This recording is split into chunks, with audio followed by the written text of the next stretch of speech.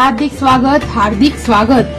सोलापूरची ग्रामदेवी श्री रूपा भवानी देवस्थानतर्फे शारदीय नवरात्र महोत्सवानिमित्त श्री देवी मातेच्या दर्शनासाठी येणाऱ्या भाविकांचे हार्दिक स्वागत।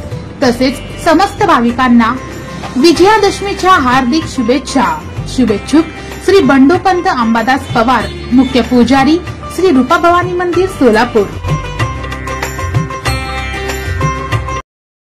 यूपीएससीच्या इंडियन इकॉनॉमिक सर्व्हिसेस परीक्षेत मयुरेश भारत वाघमारे यांनी देशात 8वा क्रमांक पटकावलाय।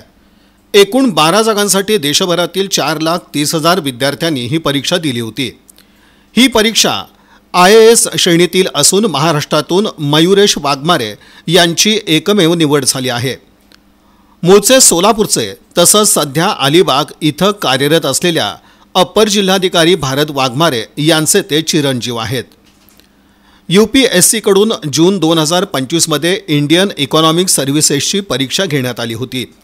या परीक्षेचा लेखी निकाल 9 सप्टेंबर रोजी जाहीर झाला। त्यानंतर 16 सप्टेंबर रोजी वैद्यकीय परीक्षा घेण्यात आली। अखेर मंगळवार 30 सप्टेंबर रोजी अंतिम निकाल जाहीर झाला। या निकालानंतर केंद्रीय वित्त मंत्रालयात तसंच रिझर्व्ह बँकेत मयुरेश वाघमारे यांची निवड होऊ शकते।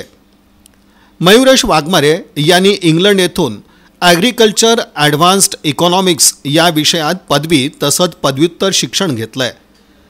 त्यांचं प्राथमिक शिक्षण सुयश विद्यालय इथं झालं असून संगमेश्वर कॉलेजमध्ये त्यांनी 12वीचे शिक्षण पूर्ण केलं आहे। मयुरेश यांचे आजोबा अंगद वाघमारे हे उपजिल्हाधिकारी होते। प्रशासकीय सेवेतील वाघमारे यांच्या कौटुंबिक परंपरेत मयुरेश यांनी एक पाऊल पुढे टाकल्याचं त्यांच्या अभिनंदनात सांगितलं जात आहे। माझं नाव मयुरेश भारत वाघमारे। UPSCच्या इंडियन इकॉनॉमिक सर्व्हिस एक्झाममध्ये मी देशामध्ये 8व्या क्रमांकाने पास झालो।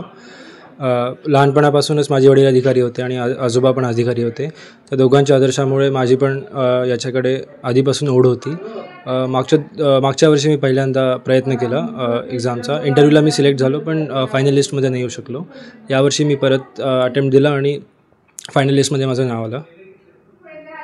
पुढे काय इच्छा आहे? सध्या तर पुढे जेव्हा UPSC कडून कम्युनिकेशन येईल त्यानंतर ट्रेनिंग होईल। 2 वर्ष ट्रेनिंग असते याची आणि त्यानंतर केंद्रीय मंत्रालयामध्ये पोस्टिंग होते।